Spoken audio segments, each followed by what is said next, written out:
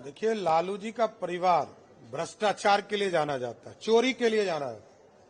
इसलिए मैंने कहा कि लालू जी को तो चोर ही समझता है बिहार की जनता। और बिहार ने देखा है कि लालू जी मुख्यमंत्री बनाए, भाजपा ने जब मुख्यमंत्री बनाया तो वो चोरी में लग गए।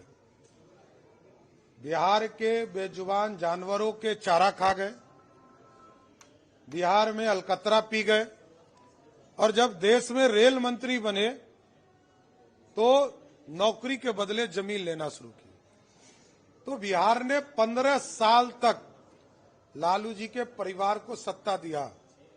94,000 लोगों को मात्र सरकारी नौकरी मिली।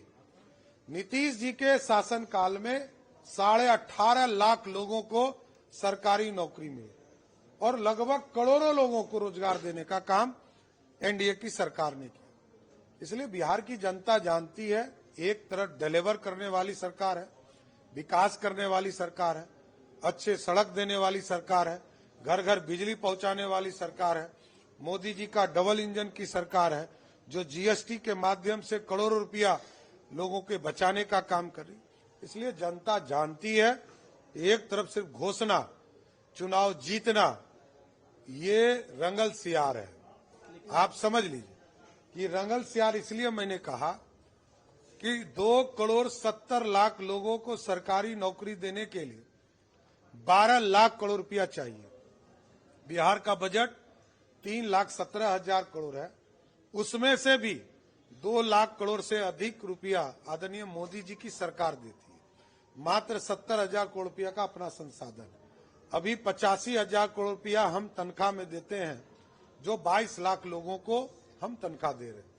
तो आप सोचिए, 2.5 करोड़ लोगों को सपना सिर्फ दिखाना। इसलिए कहा रंगल सियार। दूसरा कहा कि हम जीविका दीदियों को एक राशि देंगे, उसके लिए 5 लाख करोड़ रुपया साल का चाहिए। तो 12 5 17 लाख करोड़ रुपया, तो 17 लाख करोड़ रुपया 2 योजना में हो गया और रोज घोषणा कर रहे। तो देखिए, ये मैनिफेस्टो का काम है, यही मैनिफेस्टो में लाना चाहिए। मैनिफेस्टो से तय होता है कि वो क्या चाहते हैं, इसका बजट क्या होगा, कैसे इसका प्रावधान होगा। कि सिर्फ बोलने से तो बिहार की जनता समझेगी नहीं। बिहार की जनता समझ चुकी है कि लालू जी का परिवार लूटने के लिए और अपराधीकरण करने के लिए है। लेकिन बिहार में जब चुनाव कैंपेन चल रहा है तो आप लोग भी जनता को कह रहे हैं, तो एनडीए का क्या मुद्दा है, किस मुद्दे पे आप वोट मांग रहे हैं? हम तो मैनिफेस्टो के साथ आएंगे और पूरी तरह मुद्दे में। और हम लोगों ने तय किया कि पिछले साल हम लोगों ने 50 लाख, पिछले 5 वर्षों में 11 लाख सरकारी नौकरी और 41 लाख रोजगार देने का काम किया। इस बार हम लोगों ने टारगेट किया है कि 1 करोड़ लोगों को सरकारी नौकरी और रोजगार देने का काम करें और हम करोड़पति बनाएंगे।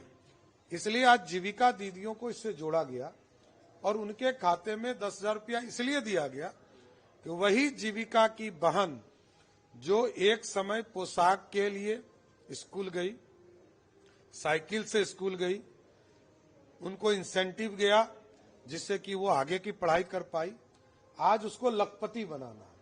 आदरणीय प्रधानमंत्री जी ने लखपति की चर्चा की है। नीतीश जी और मोदी जी अब लखपति बना रहे हैं और ये सपना है कि अगले 5 वर्षों में बिहार की बहनें, बिहार का नौजवान आगे बिहार में करोड़पति बने और जनता के बीच में जाए। लेकिन एक जरूर प्रश्न करूंगा कि 1.5 वर्ष की उम्र में, जैसे नौजवानों के बीच में कह रहे हैं ना, लालू जी का परिवार कह रहा है कि हम रोजगार देंगे नौजवान को सरकारी। मैं सिर्फ एक फॉर्मूला चाहता हूं कि 1.5 साल की उम्र में करोड़पति बनने का एक फॉर्मूला बिहार के नौजवानों को दे दीजिए, किसी को कुछ जरूरत नहीं पड़ेगा। वो फॉर्मूला बता दीजिए 1.5 करोड़ वाला। जीविका दीदी वाले पे एक प्रश्न है कि वो कह रहे हैं कि भर्म की स्थिति है कि जो 10,000 रुपया दिया गया है वो वापस करना। एकदम मैं गारंटी देता हूं। मैं वित्त मंत्री हूं, बिहार का उप मुख्यमंत्री हूं। नीतीश कुमार जी, नीतीश भैया और मोदी भैया ने पैसा दिया है, एकदम गारंटी देता हूं। ना सूद देना है, ना पैसा लौटाना है।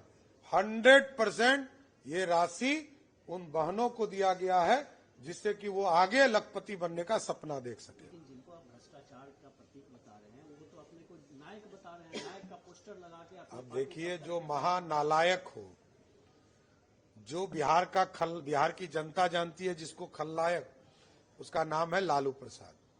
और इसलिए मैंने कहा कि चोर का बेटा है लालू प्रसाद जी, पंजीकृत सुप्रीम कोर्ट से उनको चोर घोषित कर दिया गया।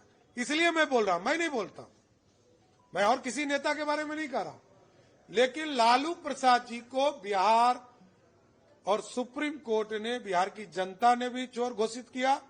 सुप्रीम कोर्ट ने भी कहा कि यह व्यक्ति सत्ता में रहकर चोरी करता है, इसलिए इसको चोर घोषित किया।